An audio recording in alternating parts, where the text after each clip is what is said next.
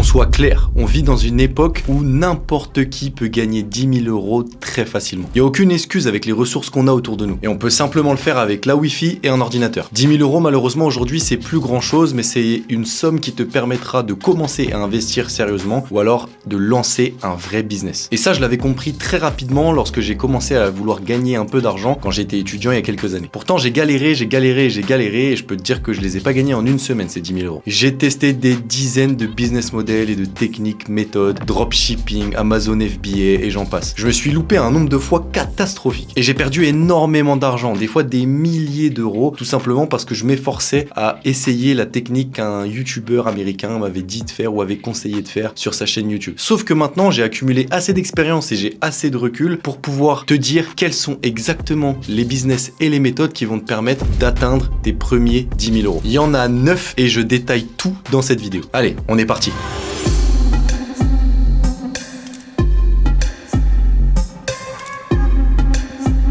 Bon, tu l'auras compris, j'aurais aimé trouver les business et les méthodes qui me permettaient de faire mes premiers 10 000 € rapidement, sans galérer, mais là je les ai résumés pour toi dans cette vidéo. Comme je te l'ai dit, il y en a exactement 9, donc tu vas pouvoir avoir assez de matière pour faire tes choix et pouvoir en tester 2-3 par-ci par-là. Je les ai classés dans cette vidéo de manière un peu logique, donc on va commencer avec le plus facile à mettre en place, mais celui qui te rapportera entre guillemets le moins, et on va finir avec celui qui est le plus difficile à mettre en place, mais qui pourra te rapporter le plus. Et tu verras que les dernières méthodes que je vais te donner parmi ces 9 sont celles qui pourront te rapporter bien plus que 10 000 € parfois. Avant de te présenter la méthode et le business numéro 1, explose-moi ce bouton rouge s'abonner parce que là cette vidéo franchement c'est un caviar. J'ai fait beaucoup de recherches pour toi donc voilà, abonne-toi, franchement moi ça me ferait kiffer. La méthode numéro 1 c'est la conciergerie. Bon je m'explique, en vérité tu vas jouer le concierge, donc l'intermédiaire entre les sociétés de location, ça peut être des locations de lieux, des locations de voitures, des locations de bateaux et les clients finaux. Et en fait tu vas utiliser leurs services pour les vendre à tes clients avec une marge. Parce qu'en vérité, il y a énormément d'entreprises de location de tout type, mais elles ne sont archi pas au courant de ce qui se passe sur les réseaux sociaux. Elles ne sont pas du tout formées au digital et elles n'arrivent pas à rayonner sur les réseaux sociaux. Elles sont pas sexy en fait, leurs images ne sont pas sexy. Donc toi, tu vas te placer entre le client final qui lui est présent sur les réseaux sociaux et cherche à trouver ces services-là sur les réseaux sociaux et les services de location de cette entreprise. Tu vas faire le concierge, c'est pour ça qu'on dit une conciergerie. Et en fait, tu vas créer un vrai écosystème à ta conciergerie. Tu vas lui donner un nom, tu vas lui faire un logo et tu vas créer des comptes sur les réseaux sociaux sur lesquels tu posteras du contenu relié bien évidemment au service des entreprises de location avec lesquelles tu vas travailler et sur lesquelles tu vas performer des marges. En fait, tu vas publier en proposant tout simplement les services de tes entreprises de location partenaires. Et donc toi, ton but, c'est de faire de ta conciergerie la marque la plus sexy possible, la plus attractive possible pour les clients finaux de ces entreprises-là. Et dessus, une fois qu'il y aura un client qui va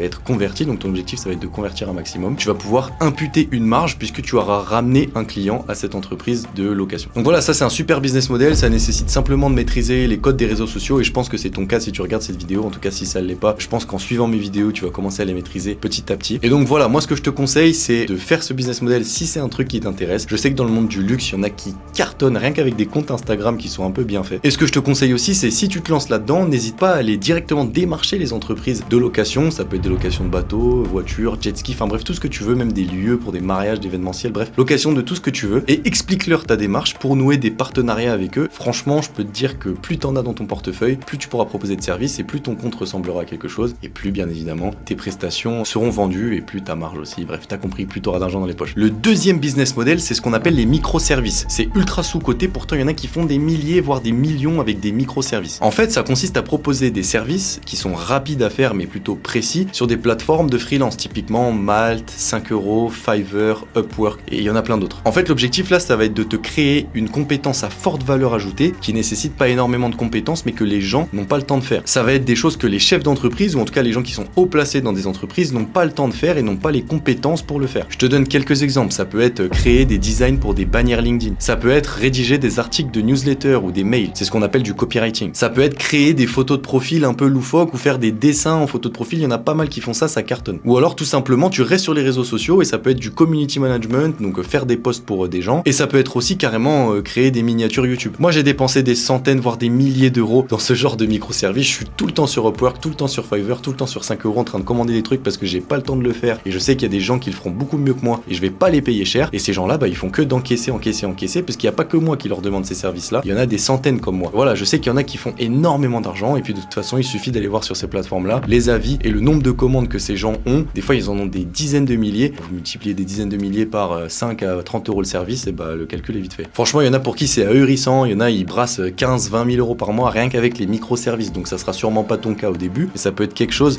d'énorme pour faire un peu d'argent et donc les 10 000 euros, ils sont atteignables largement. La troisième méthode, c'est la location de matériel dans l'événementiel. Alors là, je vais m'expliquer un peu parce que c'est vrai que ça peut paraître un peu confus et que c'est pas très clair. Alors tu l'as sûrement vu, post-Covid, l'événementiel est reparti en flèche. On voit des dizaines de mariages par week-end, tout le monde fait son anniversaire, loue des salles, tout le monde fait des soirées, il y a des festivals qui sont repartis. Voilà, les entreprises accueillent énormément de soirées, de pots, ils célèbrent tout et donc tout ça en fait, il y a une énorme demande qui se crée autour de l'événementiel. J'ai l'impression que les 3 ans de Covid, ils ont fait exploser la demande d'événementiel. Et donc forcément, qui dit beaucoup d'offres en termes de soirées événementielles, en termes d'événements, tout simplement de mariage, anniversaire, etc., dit besoin de location de matériel qui augmente parce que tout simplement, dans ces soirées-là ou dans ces lieux, dans ces événements-là, les gens ont besoin de matériel. Ils ont besoin de plus en plus de gadgets et d'accessoires et ça c'est un truc aussi qu'on note un peu dans l'événementiel. Les gens ont besoin de plus en plus de conneries en fait pour animer leur événement. Ils ont des besoins en photo, ils ont des besoins en accessoires, en décoration, ils ont des besoins en musique, ils ont des besoins en luminaires un peu spéciaux. Ils ont plein de besoins qui sont de plus en plus extravagants. Et ça, il faut savoir se positionner dessus. En fait, la petite méthode, c'est tout simplement de créer une micro-entreprise dans l'événementiel à ton nom et d'acheter du matos. Donc typiquement, ça peut être du matos photo, un studio photo. Typiquement, ça coûte pas très cher, quelques centaines d'euros. Si jamais tu as une caméra, tu peux aussi la mettre à disposition. Ça peut être des luminaires si tu t'y connais bien. Ça peut être de la location de matos pour les caméras. Ça peut être des micros si les gens veulent enregistrer certaines choses. Je sais qu'il y en a beaucoup des enregistrements qui sont demandés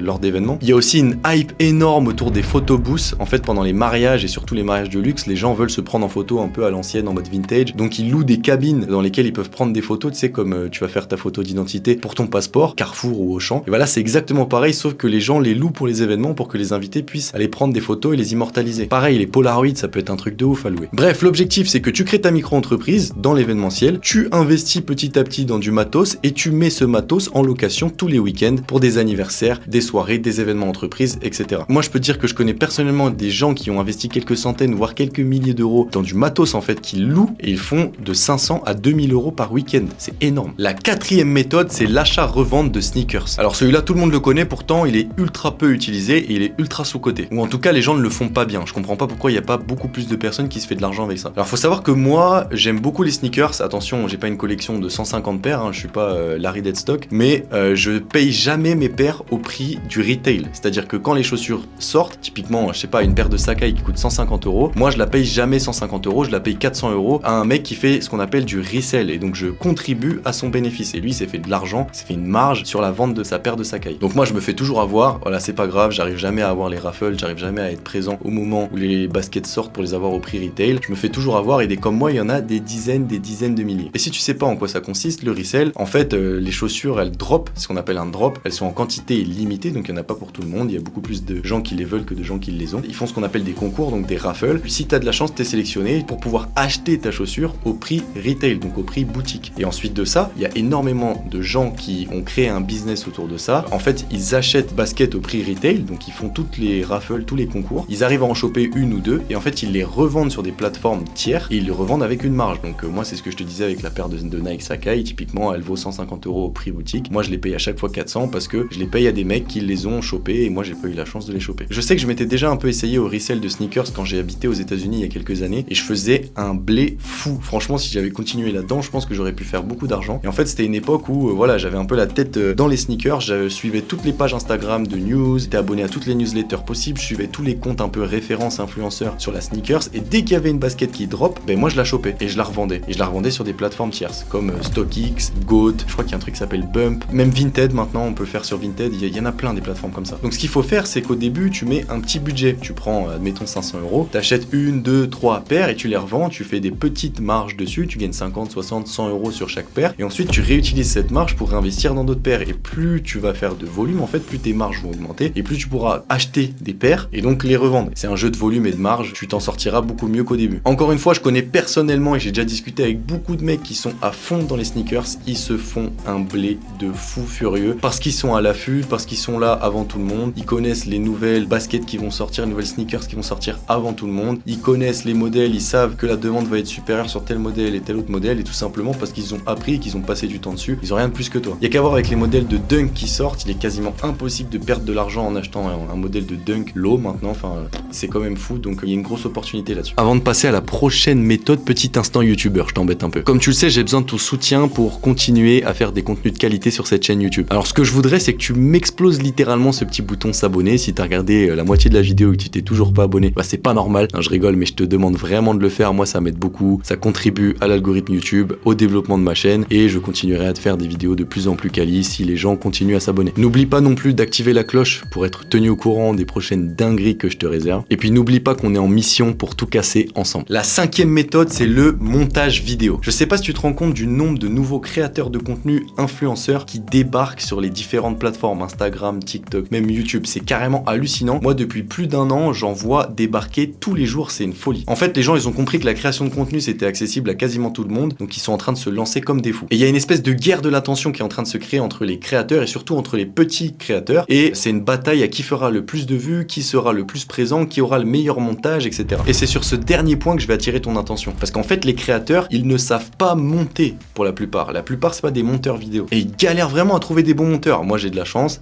J'ai les meilleurs avec moi, mais c'est pas le cas de tout le monde. Le montage, c'est une compétence ultra recherchée, c'est quelque chose qui est assez pointu, il y a très peu de gens qui savent bien monter, surtout c'est très cher, il y a très peu de bons monteurs en fait. Et les créateurs de contenu, eux, comme je te l'ai dit, c'est pas des monteurs, et monter c'est un art en soi. Donc les gens et les créateurs de contenu ont envie de déléguer le montage, ils ont pas envie de passer du temps là-dessus. On est en train de rentrer dans ce qu'on appelle la creator economy ou l'économie des créateurs en français, et tu verras qu'il y aura de plus en plus de créateurs de contenu qui vont se lancer, notamment grâce à TikTok, et au fait qu'on puisse créer du contenu maintenant avec son iPhone. Et donc forcément, plus il y aura de créateurs, plus il y aura de besoins en montage et plus la demande pour des monteurs vidéo va augmenter. Alors je pense que ça vaut vraiment le coup de se former avec une bonne formation en montage vidéo, acquérir de grosses compétences et pouvoir faire du montage à forte valeur ajoutée pour les créateurs avec qui tu vas bosser. Suite à ça, tu packages un peu tes prestations de manière structurée, de manière efficace et tu vas proposer ça aux créateurs de contenu pour en fait level up leur contenu. Et une fois que tu auras signé un créateur de contenu, que tu lui auras fait quelques vidéos, crois-moi que le bouche à oreille va super vite dans ce monde-là et que il va te recommander à plein d'autres créateurs et tu pourras les enchaîner comme ça. Et personnellement, je connais des monteurs, même des mecs avec qui je discutais qui sont jeunes, qui ont 18-19 ans, qui sortent tout simplement du lycée et qui ont commencé à créer leur structure entre guillemets de montage. Ils se sont mis à plusieurs, ils ont commencé à monter certains créateurs, il y a eu du bouche à oreille et aujourd'hui ils ont créé un vrai business là-dessus et je pense que les 10 000 euros ils vont les atteindre très rapidement si c'est pas déjà le cas. Franchement, le montage, je te conseille vraiment de t'y intéresser. Là, c'est une compétence qui va devenir ultra recherchée. La méthode numéro 6, c'est créer du contenu sur TikTok. Alors je sais pas si tu es au courant, mais TikTok vient de lancer un nouveau programme de monétisation qui correspond à payer les créateurs de contenu qui font des vidéos de plus d'1 minute 1 euro les 1000 vues. Donc ça c'est la théorie, ça correspond un peu plus à 0,50 euros, donc c'est-à-dire 50 centimes. J'arrête de parler comme un américain là. Par 1000 vues, c'est pas 1 euro, c'est pas exactement ça. On va dire 50 centimes par 1000 vues. Et ça, je sais pas si tu te rends compte, mais c'est une opportunité complètement dingue parce que faire 1000 vues sur une vidéo TikTok, absolument tout le monde, même un animal, je pense, il peut le faire. Personnellement, cette semaine, j'ai fait quelques centaines de milliers de vues, ce qui est pas énorme pour un créateur avec le nombre d'abonnés que j'ai, et j'ai réussi à faire 1500 euros en quelques jours là. Et je sais qu'il y a certains créateurs qui sont des créateurs plus petits que moi, c'est-à-dire avec moins d'abonnés, qui font plus de vues s'ils ont de la chance et s'ils performent sur des vidéos de plus d'1 minute, et qui font des dizaines, voire je sais pas combien ils peuvent faire d'argent les mecs, mais bon, tu fais le calcul rapidement, ils font des millions et des millions de vues, ça se transforme en milliers d'euros, c'est 4, 5, 6, je crois que le plafond c'est 10 000 euros par mois, mais il y en a plein qui font 10 000 euros par mois grâce à cette nouvelle mise à jour. Et là, franchement, si tu fais pas de contenu sur TikTok, j'ai qu'une question à te poser, mais qu'est-ce que t'attends? Cette opportunité là, cette fenêtre de tir de la bêta de ce programme de monétisation, elle va pas durer toute ta vie, c'est maintenant qu'il faut se lancer. Je suis sûr que t'as des choses à dire, tout le monde a des choses à dire, des choses à montrer, des choses à expliquer, des choses de sa vie personnelle à raconter pour apporter de la valeur ou pour faire rire, j'en sais rien, mais t'as forcément quelque chose à montrer. Et si tu ne saisis pas l'opportunité que représente ce programme de monétisation sur TikTok, quand est-ce que tu vas te lancer? Qu'est-ce qu'il va falloir que TikTok fasse pour que tu te lances? Et après, il y en a beaucoup d'entre vous qui vont me dire qui vont me trouver des excuses. Je suis pas formé, je connais pas les codes de la plateforme, j'utilise j'utilise pas TikTok, je sais pas comment faire, je sais pas de quoi parler.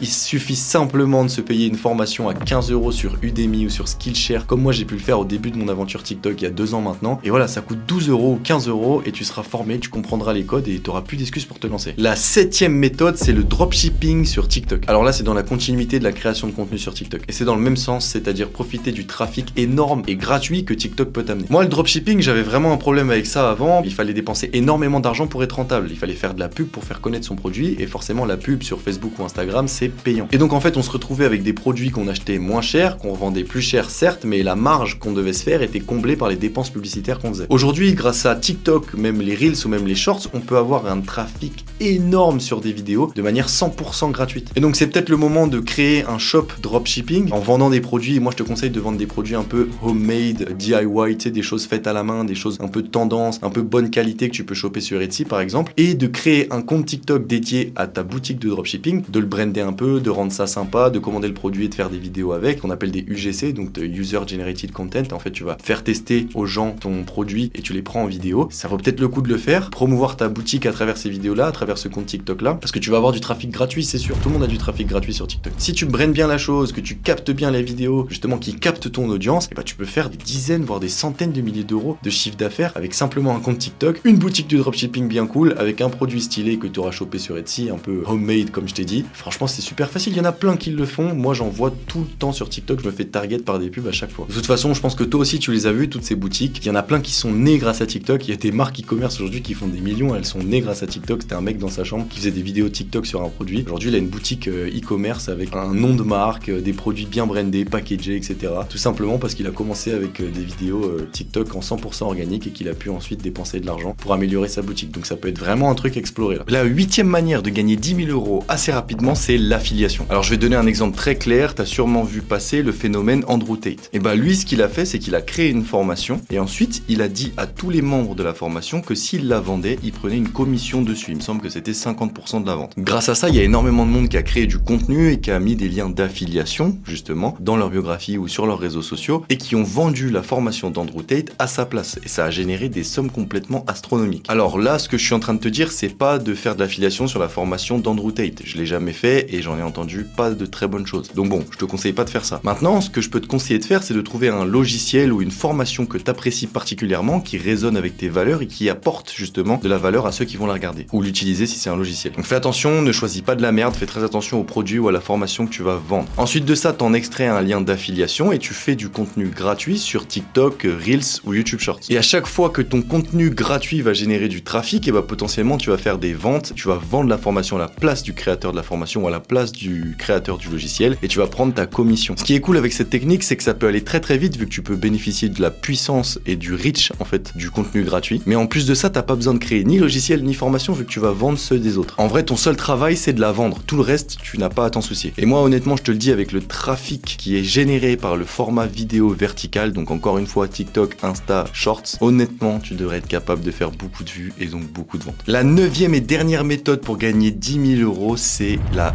vente de formation en ligne. Alors là, comme je te le disais au début, c'est sûrement celle qui est la plus difficile à mettre en place, mais celle qui peut te rapporter le plus aussi. Et on parle de bien plus que 10 000 $ ou 10 000 €. Alors là, le but, c'est que tu crées ta formation en ligne sur un domaine sur lequel tu as une énorme valeur ajoutée et que tu la vendes sur des plateformes d'hébergement de formation en ligne comme Udemy ou Skillshare. Et je vais donner un exemple très concret. Il n'y a pas besoin que ta valeur ou que ta formation soit d'une complexité incroyable. Typiquement, il y a des gens qui vendent des formations Excel, donc comment utiliser Excel correctement, et qui font des millions et des millions, voire des dizaines de millions aux États-Unis et même en France d'ailleurs. Tu peux aussi faire ça sur l'utilisation de la plateforme Notion, qui est une plateforme en vogue mais que personne ne sait réellement exploiter correctement. Ce qui est cool avec ce modèle-là, c'est que c'est en full automatique. Une fois que tu as travaillé, donc il y a le gros du travail qui est à faire au moment de la création de la formation, du tournage de la formation, etc. Après, c'est en full automatique, tu n'as plus besoin de rien faire, ça roule tout seul. Forcément, qui dit roule tout seul, et bah génère des revenus tout seul et ça devient des revenus purement passifs. Et ça, c'est énorme. En plus de ça, si tu héberges ta formation sur des plateformes comme Udemy ou Skillshare, et ben en fait, c'est ces plateformes-là qui vont faire ton marketing. Toi, t'as pas besoin de compter un budget marketing. Tu dépenses 0 € pour faire de l'acquisition. C'est tout simplement ces plateformes-là qui vont mettre ta formation en avant si ils la trouvent correcte et bien. Alors, je te le disais, j'ai mis cette idée-là en 9e et en dernière idée puisque c'est celle qui est le plus difficile à mettre en place, mais c'est aussi celle qui peut te rapporter le plus. Comme je te l'ai dit, on parle de potentiellement centaines de milliers d'euros, voire millions si t'es vraiment extrêmement fort. Voilà, Voilà, du coup, on arrive à la fin de cette vidéo déjà. Là, normalement, t'as de quoi tester, t'as 9 méthodes à tester. Toutes sont aussi bien les unes que les autres. Tu vas pouvoir gagner, et je te le souhaite de tout mon cœur, tes premiers 10 000 euros. 10 000 euros, c'est un peu le minimum syndical pour commencer à entreprendre de grandes choses ou même à commencer à investir. Franchement, arrache-toi parce que ces 10 000 euros, ils sont vraiment ultra importants. Et moi, je vais te le dire en toute honnêteté, c'est probablement les premiers 10 000 euros qui sont le plus durs à faire. Une fois que tu auras réussi à mettre en place des systèmes et que tu auras assez galéré pour obtenir tes premiers 10 000 euros, honnêtement, derrière, ça va dérouler. Tu auras appris tellement de choses, tu auras mis en place tellement de choses et ton mindset aura changé que tu vas pouvoir aller les multiplier par 5, 10, 15, 20, ces premiers 10 000 euros. N'hésite pas à mettre dans les commentaires la manière et le business model que tu as trouvé le mieux. Moi, ça m'intéresse de savoir ce que tu vas faire, comment tu vas le faire et quand tu comptes le mettre en place. J'essaierai de répondre un maximum et te donner un maximum de conseils dans les commentaires. N'oublie pas de m'exploser ce bouton rouge s'abonner. Et comme d'habitude, tu trouveras dans la description les liens si tu veux commencer à investir en bourse, en crypto ou même dans l'immobilier. Si jamais tu as une question un peu plus complète, tu peux aller me la poser sur Instagram qui s'affiche ici. Là-bas, je pourrais y répondre beaucoup plus tranquillement avec potentiellement des vocaux et on pourra avoir une vraie discussion. On se retrouve pour une prochaine vidéo. En attendant, prends soin de toi et moi je te souhaite force et honneur dans tous tes projets.